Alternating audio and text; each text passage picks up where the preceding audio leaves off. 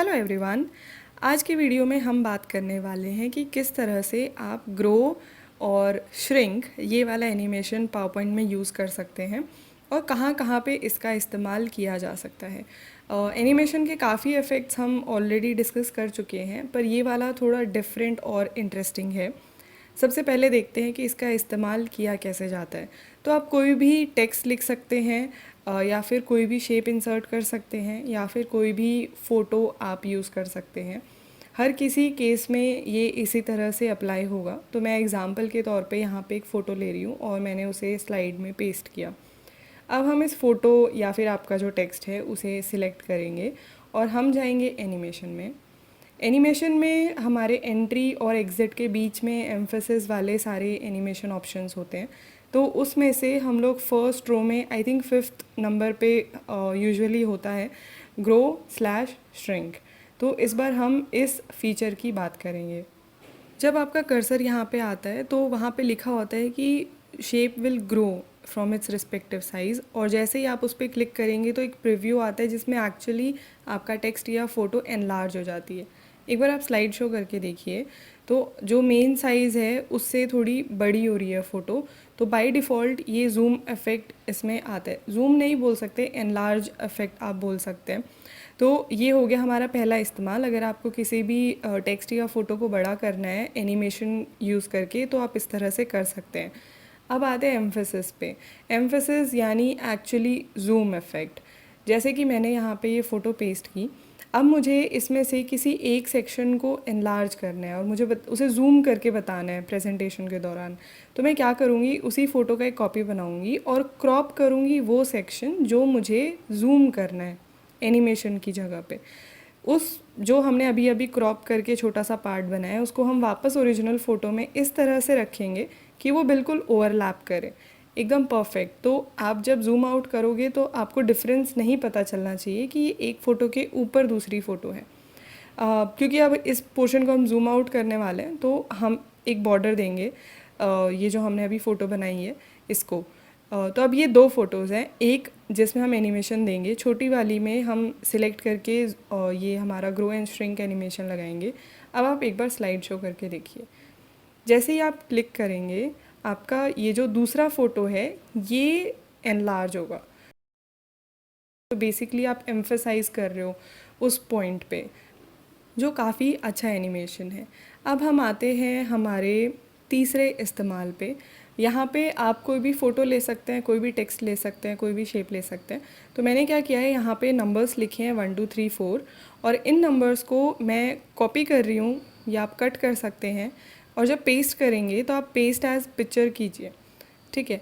तो ऐसा ज़रूरी नहीं है, मेरे पास 4 फ़ोटोज़ नहीं थी एग्ज़ाम्पल के लिए, तो इसीलिए मैंने 4 टेक्स्ट को फ़ोटोज़ में कन्वर्ट कर दिया। बट आप यहाँ पे जो टेक्स्ट है वो भी रख सकते हैं एंड एक्चुअली उसी से इसका ज़्यादा पर्पस सॉल्व होगा। बट जस्ट बिकॉज मेरे पास 4 लाइनें नहीं है तो मैं यहाँ पे फ़ोटोज़ का इस्तेमाल कर रही हूँ। तो ये हो गई मेरे पास 4 फ़ोटोज़, और इन चारों को मैंने 1 2 3 4 नंबर इंटेंशनली दिया है। अब जैसे सिलेक्शन है, मान लीजिए आपके पास 4 ऑप्शंस है और आपको बताना है कि करेक्ट आंसर 3 है, राइट। तो अब मैं इसके लिए क्या करूँगी, ज़ूम आउट कर सकती हूँ, ज़ूम इन कर सकती हूँ। अब क्योंकि मुझे आंसर बताना है तो मुझे एक टाइम चाहिए उसके लिए, तो मैंने यहाँ पे एक छोटा सा टाइमर बनाया है। ऑलरेडी एक ट्यूटोरियल अपलोडेड है, लिंक डिस्क्रिप्शन बॉक्स में आपको मिल जाएगा टाइमर्स बनाने का। जगह कम थी इसीलिए मैंने रेक्टेंगुलर बार सिलेक्ट किया है एज अ टाइमर। अब मान लीजिए आपको 1 मिनट का टाइम है या 1 सेकंड का, जो भी आपका टाइम है, वो टाइम ख़त्म होने के बाद मुझे बताना है कि 3 आंसर है। तो अब मैं 3 को सिलेक्ट करूँगी एंड ग्रो एंड श्रिंक यहाँ पे सिलेक्ट करूँगी। तो अब देखेंगे आपकी यहाँ पे बड़ा हो गया।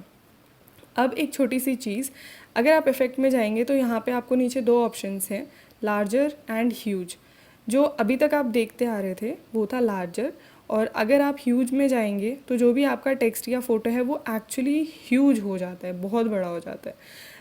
तो हम लोग यहाँ पे लार्जर पसंद करेंगे, बट अगर आप चाहें तो ह्यूज भी यूज़ कर सकते हैं, ठीक है। तो अब ये हो गई हमारी एनिमेशन। हमारा एक टाइमर आएगा और टाइमर के बाद हमारा आना चाहिए आंसर। बट गलती से मैंने यहाँ पे दोनों को एक साथ कर दिया था तो वो नहीं करना था। तो टाइमर के बाद आफ्टर प्रीवियस मैंने इसको एनिमेट किया 3 को। तो यहाँ पे आफ्टर प्रीवियस होगा, तो जैसे ही टाइमर ख़त्म होगा आपका आंसर पॉप आउट होगा कि 3 इज़ योर सिलेक्टेड आंसर या डिस्कशन। आंसर मैं बोल रही हूँ, बट अगर आप प्रेजेंटेशन में कुछ ऐसे 4 पॉइंट्स बता रहे हैं और उसमें से आप बताना चाहते हैं कि थर्ड काफ़ी इंपॉर्टेंट है, तो आप उसको स्पेसिफिकली जूम आउट कर सकते हैं। अब इसका एग्जैक्ट उल्टा है हमारे पास। अगर वो सिलेक्शन था तो मैंने ऐसे ही उसको रिजेक्शन लिख दिया है, but it's not rejection, it's just कि आप बाकी चीज़ों को छोटा कर दीजिए तो 3 बाई डिफ़ॉल्ट आपको बड़ा लगेगा। ये दूसरे केसेस है। अभी तक हम बड़ा कर रहे थे, छोटा करने के लिए आप इफ़ेक्ट में टाइनी या स्मॉलर में से कोई एक चूज़ कर सकते हैं। टाइनी बहुत छोटा होगा, स्मॉलर ठीक ठाक साइज़ तक रिड्यूस हो जाएगा। तो ये कहाँ पे यूज़ करना है? मान लीजिए आपके पास 4 चीज़ें हैं, 4 एडवांटेजेस है किसी भी चीज़ के, और आपको ये बताना है कि बेस्ट कौन सा है इसमें से। तो वो इस तरह से कन्वर्सेशन होगा कि इसका आंसर, चलो मैं थोड़ी देर बाद बताती हूँ। तो अभी मैंने क्या किया, मैंने चारों में एनिमेशन लगाया और इफ़ेक्ट में जाके उसको टाइनी किया। बाय डिफ़ॉल्ट जूम होता है, तो आप इफ़ेक्ट में जाइए और टाइनी कीजिए। और हमने 3 को कुछ नहीं किया, 3 हमारा वैसे का वैसा है, ठीक है। अब आप स्लाइड शो करिए। तो आंसर 1 है, नहीं। आंसर 4 है, नहीं। आंसर 2 है, नहीं। तो जो आपके पास बचा वो एक्चुअल आंसर है। तो ये वो वाला है जो टाइम वेस्ट करना है ना अगर आपको, तो आप इस तरह से टाइम वेस्ट कर सकते हैं। टाइम वेस्ट एज इन अगर आपको टाइम कवर अप करना है, बहुत ज़्यादा टाइम है आपके पास, तो आप ऐसा कर सकते हैं। चलिए, अब आते हैं हम एक और पॉइंट पे जो बिल्कुल अटेंशन और एम्फेसिस जैसा ही है। यहाँ पे जो हमारे पिछले 2 सिलेक्शन और रिजेक्शन थे, वहाँ पे हमारा एक्चुअल टेक्स्ट या फ़ोटो का साइज़ छोटा या बड़ा हो रहा था, ठीक है। बट हो सकता है कि आपको एम्फेसाइज़ करना हो सभी पे, ठीक है, लेकिन एक के बाद एक, तो आप उस चीज़ का साइज़ छोटा बड़ा ना करना चाहें। तो मान लीजिए आपके पास फ़ोटो है या टेक्स्ट है, जो भी है, आप उसको एक बैकग्राउंड दीजिए, एक रेक्टेंगल, सर्कल, जिस भी शेप में आप चाहें, और उसे सेंड टू बैक कर दीजिए। एक शेप इंसर्ट कीजिए, उसको एक कलर दीजिए और उसे सेंड टू बैक कर दीजिए। तो ये हो गया हमारा एक बैकग्राउंड, ठीक है।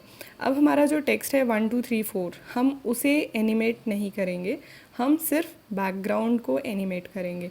1 की जगह पे कोई भी फ़ोटो हो सकती है, ठीक है। अब हम सिलेक्ट करेंगे हमारे 1 के बैकग्राउंड को, ठीक है, और फिर हम जाएंगे एनिमेशन में और हम ग्रो स्लैश श्रिंक को चूज़ करेंगे। तो आप देखेंगे कि हमारा जो बैकग्राउंड था वो एनलार्ज हो गया, जो कि बाय डिफ़ॉल्ट हमें अभी पता है, क्योंकि ये स्लाइड मैंने पिछले स्लाइड से कॉपी की थी। तो ऑलरेडी टेक्स्ट 1 2 एंड 4 को एनिमेशन है, तो मैं फ़िलहाल उसे यहाँ से हटा दूँगी, क्योंकि कॉपी करने की वजह से वो आया था। अगर आप नया बनाते हैं तो इस तरह का इफ़ेक्ट नहीं आएगा।